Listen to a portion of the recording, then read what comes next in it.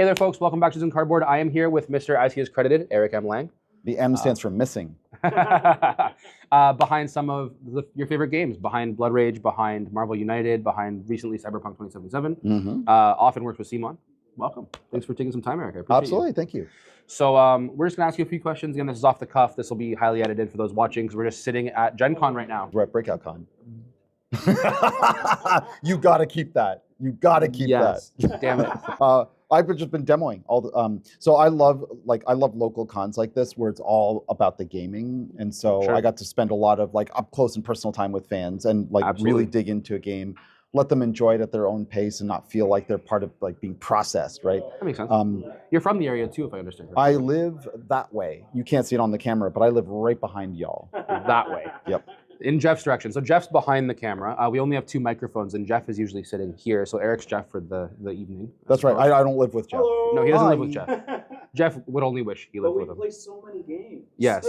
Jeff would get his butt kicked at so many games. Yes. I'd like to pick your brain as someone who's well-versed in the design space, because I think a lot of people know a lot of your games and have played a lot of your games, but maybe don't understand the process or the intricacy that's behind crafting a game like that. It's a labyrinthine process, yes. Yes. So could you speak to let's talk Cyberpunk 2077. It's your most recent release, I believe. Okay.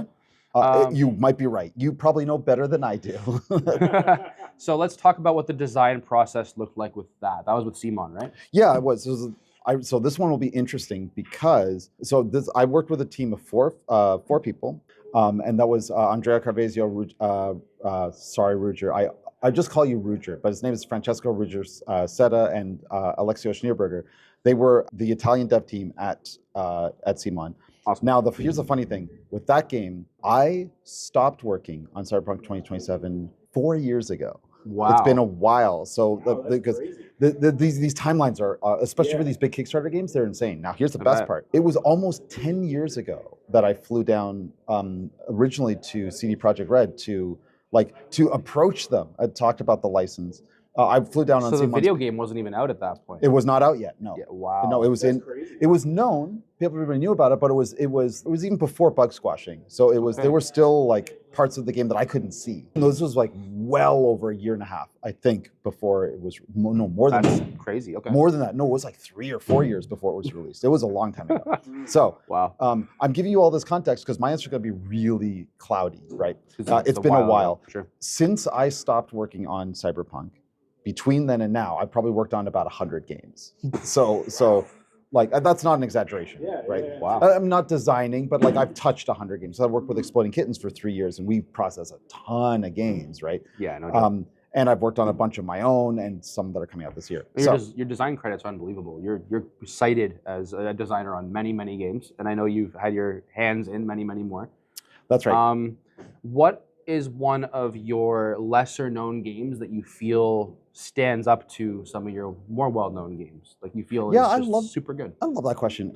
I think so. There's a couple of games I want to call out. There's a game called Ancestry, which came out from Calliope Games. I designed the game for my wife, so it's a sentimental game. She played some of these really complex family tree style games, but they were really, really nerdy and complex. And she's like me; she doesn't have a huge attention span for that kind of stuff. So she's like, "I would love to play something like this, but simpler." And I'm like, "I'm on it."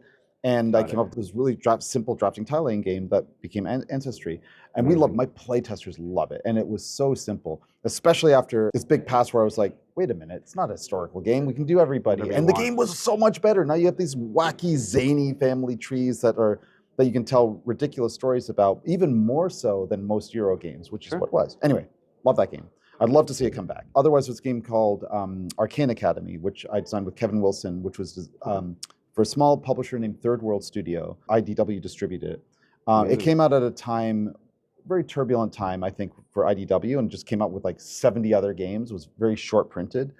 It's a gorgeous game based on a lovely story called Finding Gossamer. Kevin and I made this really adorable little engine building game. I think it was a little ahead of its time, and I think if it was published today, I think it would be very well received. Amazing. He said pointedly, not that we're talking about, but that's a big one. So I know as part of the design process, having interviewed a couple designers now, you tend to stumble upon some mechanics or think up some mechanics or some functions that might be more impressive or more engaging than others, right? Like you have some ideas that work better than others. Oh, all the time. Sure, yeah. During your playtesting, while a game was or wasn't themed, it doesn't really matter. What is one like interaction you just came up with in your design process that the second you played it, you were just like, yeah, that's gonna be a hit? During playtesting, huh? So here's the interesting thing. I try often. I don't like to bring super unfinished games to playtest. I playtest a ton, and I want to make sure to respect my playtesters' time. And no game is good until it's finished. So I know it's going to suck even if I put a lot of work into it. I don't usually do a lot of game design at the table. I want to let them play and then usually stop halfway through. I spend all of my focus on like being at the table and watching and observing, taking a lot of notes, and then going away and absorbing it. So I don't do a lot of invention at the table unless it's like small and surgical. Oh, so I haven't had any like wow, not specifically made up at the table, just something you had made up the second to hit the table and you tried that interaction for the first time. You knew that was a hit, slam dunk. That felt a little clunky or didn't go as smoothly, and then it was like, oh, that works. Like you put it down. Yeah. And oh, just, sure. Like, well, so. like, I think all my games suck until I bring them to the table. So they're always it's always a surprise when it works a little bit. So there's a new game I have called Life in Rotera by Hasbro. That was co-designed with Ken Gruhl, who's a frequent collaborator of mine. We worked on this game during COVID, so during lockdown, and we played this on Tabletop Simulator. It's a very broad appeal tile laying game, but with a huge amount of depth and discovery to it, like Dominion level depth and discovery. Because it's such a tactile game, I was like, this is going to suck on Tabletop Simulator. This is going to be the most excruciating experience ever. I want to make sure that if we're testing it digitally, that we have all the same limitations of the physical space. We played it in the very first game. We're like, oh my God, this is fun. Like, this is just fun. I got out of game design mode and started like thinking about like, how am I going to beat Ken, my co-designer? That very rarely happens. I usually very rarely escape game designer brain. I usually engage game designer brain even in the middle of an advanced prototype. Sure. So to me, that's a relief. Well, there you go. So obviously, I think your library has you now touted as, and if you're not, you should be, as one of the titans, let's say the giants of the area control space. Possibly, yeah. Many people of whom have stood on your shoulders and built area control games that definitely lean on your influence. Things like Battle for BreakoutCON, for example. Sure. I mean, I do want to say I'm standing on Wolfgang Kramer's shoulders because I've just designed El Grande my whole life. So. I was actually about to ask, can you reference a couple of games, El Grande is a great example, that you feel have influenced you across your journey to?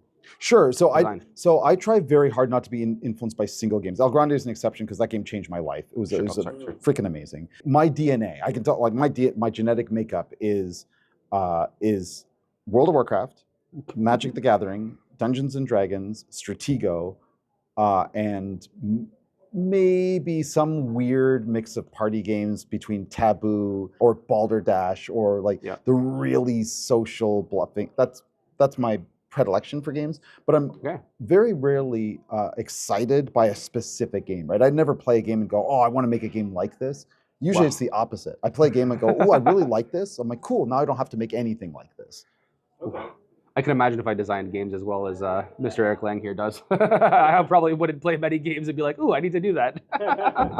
but I actually find it a relief because I have more ideas than time. Usually, what I'm looking for is gaps in my collection, right? Like what doesn't exist that I really wish would exist. True.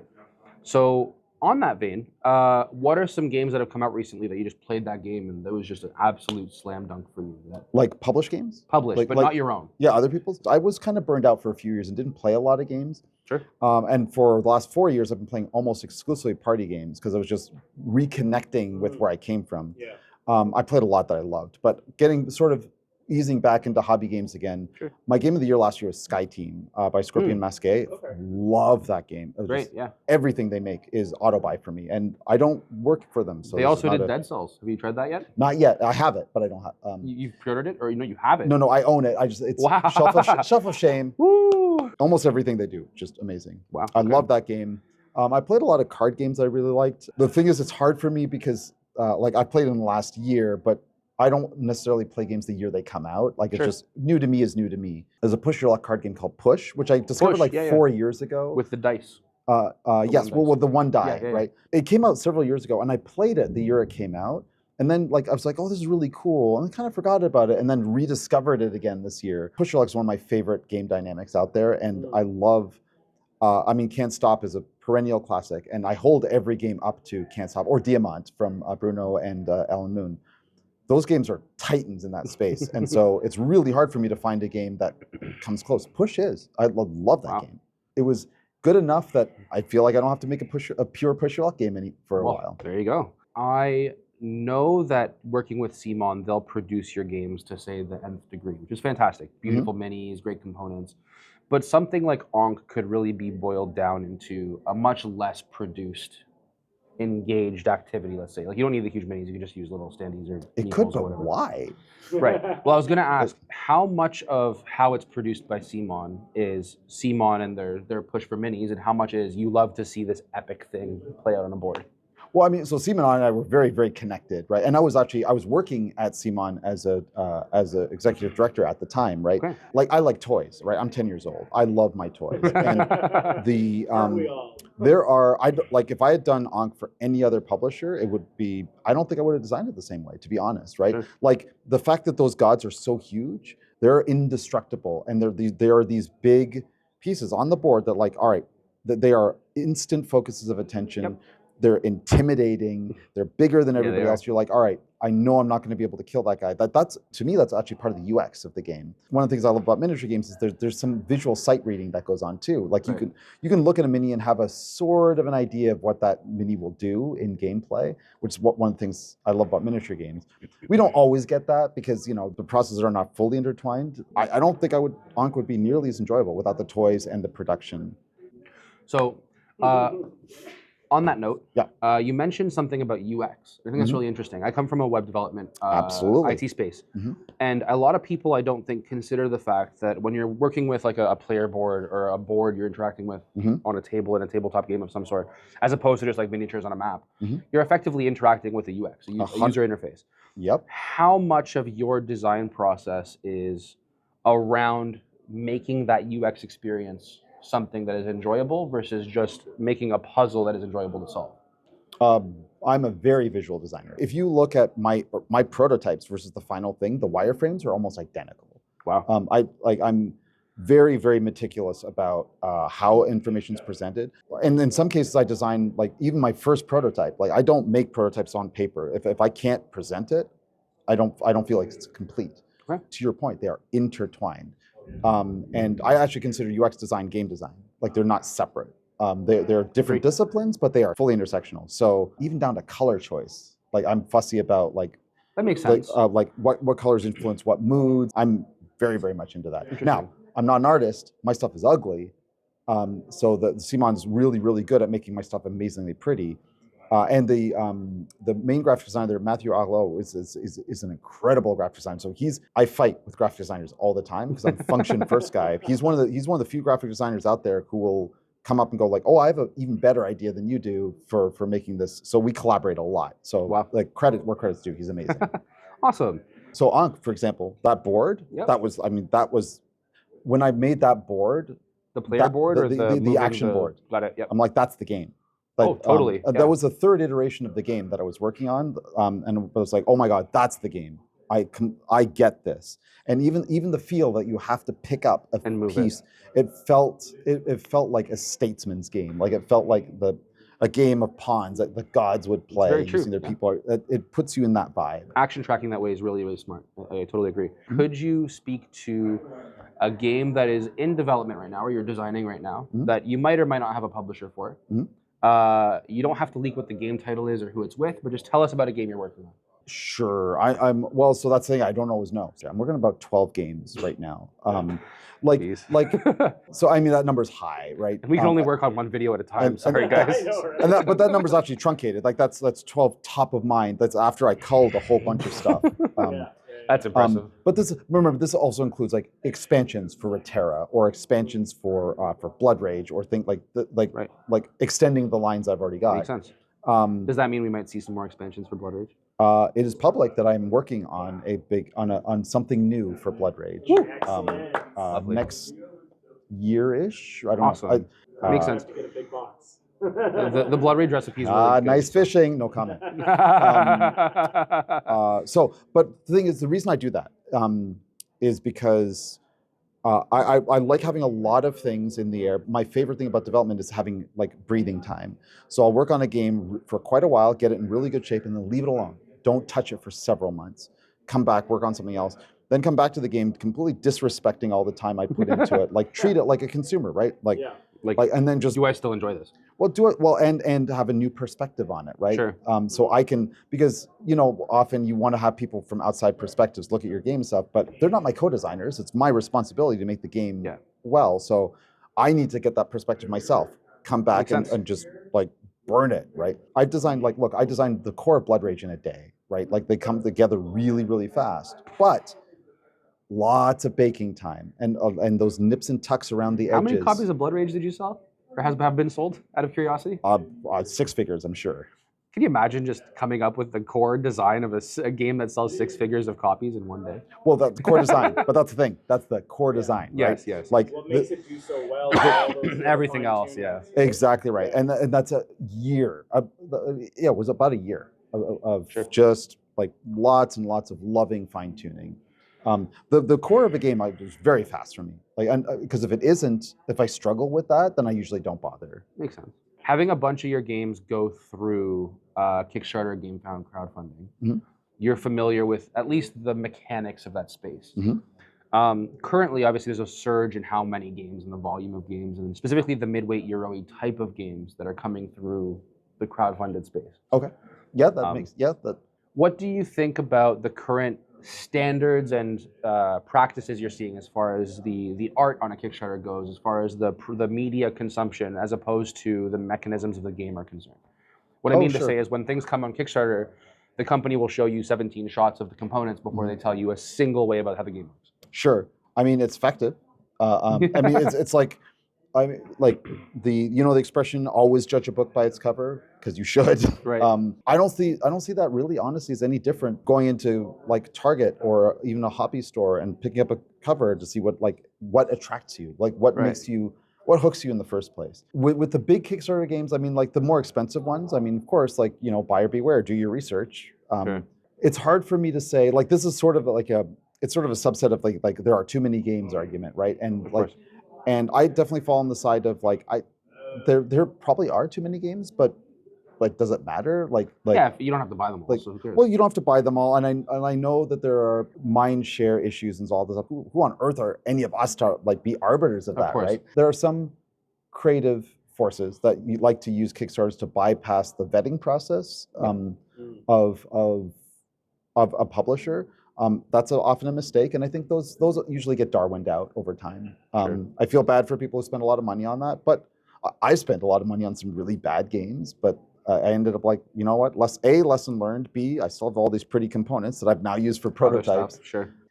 Honestly, I think that's it. I try not to be too judgy about about any medium or anybody else's career path, because like I was a young punk kid 25 years ago who had no idea what a game design career would look like, and I just sort of brute forced my way all the way through it. That's fair. Made lots of mistakes, did lots of crazy stuff. Did a lot of things right too, though.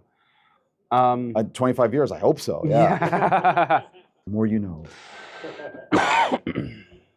Bear with me. Do you feel as though game design is a natural step in the board gamer's journey? No. If you get really into board games, do you think most people will start leaning into game design? No. That's simple. Done. Okay. You want more. So can you elaborate? No, I don't think so. Board games do encourage lateral thinking, and they encourage especially like lifestyle games that are bigger than the box, right? Sure. They definitely do. They tickle your brain. They get you thinking creatively. But thinking about game design and game design are two very, very different things, right? A game design is a process, right? And it's a hard, arduous process that the vast majority of people shouldn't do. It's bad for you. It's bad for your health. You need to need it, right? Rather than It needs to be almost a compulsion for you, right? It's not Right. an efficient way to make money easily. It just course. isn't. It's grueling, hard, and grindy. I don't think, no, I honestly don't. So when I say game design, I mean the grind. I don't mean the, Right. because a good idea, anybody on the street can have a great idea. And I mean that. I don't mean that derisively. Turning it into right? something. But the execution, Of course. right? Yeah. The execution matters, and that's design, right? I know lots of great game designers who've never had a good idea in their life. That they just, right? That's true. And I know a lot of people who are great idea people who couldn't design a game if their life depended on it. Fair enough. Creativity and implementation are often two different skill sets. It's a Venn diagram that feels like it should overlap, Yeah. but it doesn't always overlap. Yeah. Okay. So what advice might you give to someone who actually wants to tackle game design? I'm going to give you a glib Don't. answer. I'm going to give you a glib, entertaining answer, and then a real answer. Go punch yourself in the face in front of the mirror a lot and see if it feels good. If it does, you're into game design. That's the glib answer. Good answer. That's the glib answer. Well, or just let 17 million other people punch you in the face over and over Sure. about your idea. So here's the non-glib answer. It's going to sound like the glib answer. Go get in a fight on Facebook. Like, go have opinions on social media, Been there, done that. right?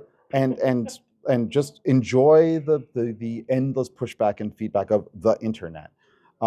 It's hard. It's harsh, right? But here's the thing.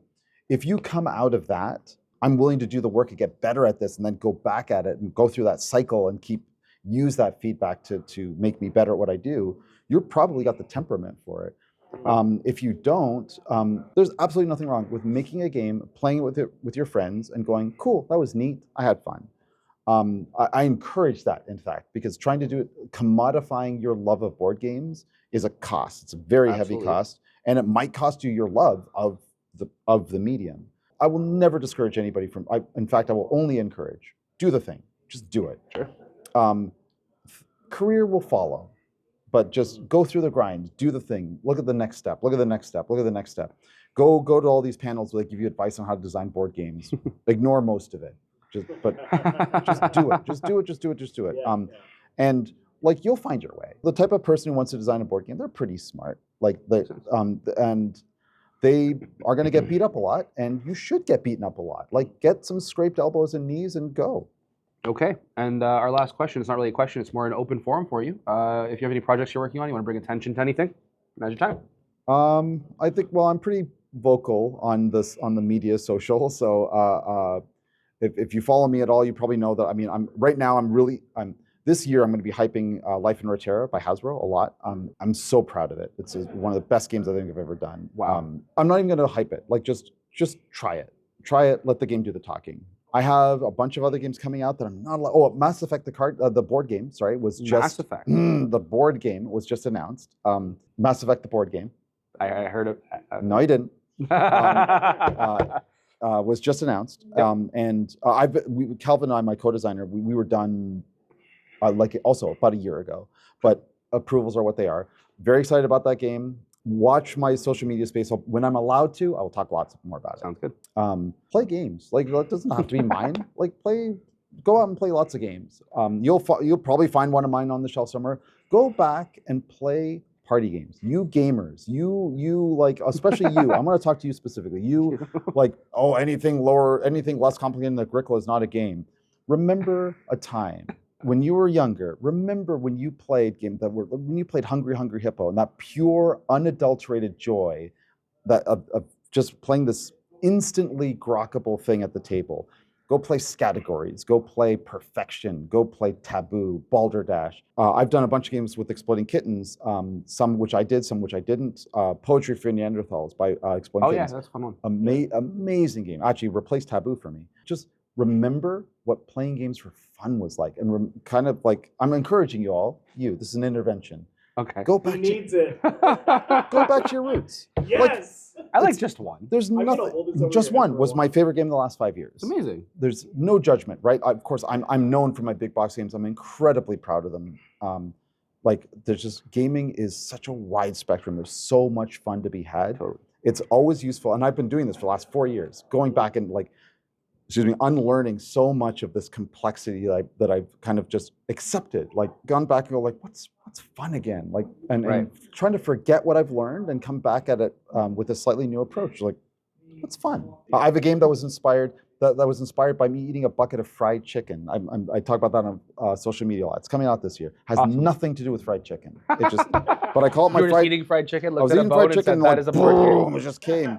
And I'm like Awesome. the satisfaction of eating a good bucket of fried chicken. Just you'll know on social media I call it my fried chicken game. Has nothing to do with that. Enjoy. Sounds good. Well, thank you so much. Appreciate you joining. My pleasure. As a thank you for Eric Lang joining, he didn't know this was going to happen, but I'll be giving away a copy of Ankh. Eric will say it's one of his better games. I imagine you might say that. It is. I'm incredibly proud of it, and it broke me. So it's if you want the game that broke Eric M. Lang. Developing that game over 2 years broke me. So it's going to be a while till I come up with something like that again. There you go. Swan song. Thanks for watching, Eric. Thank you for joining us again. Absolutely. Catch you next time. See you. Like and subscribe. Okay, so we're at the end of the Eric Lang video, and as promised, we're doing a giveaway draw for Ankh. We've imported all the comments and subscribers from the video into this engine, and we're clicking away. Yeah, exciting. And the winner is Pablowing Your Mind. Pablowing Your Mind. You have won the Ankh copy. If you're watching this video, reach out. We're going to reply to your comment as well. We hope you see it. Congratulations. Congrats.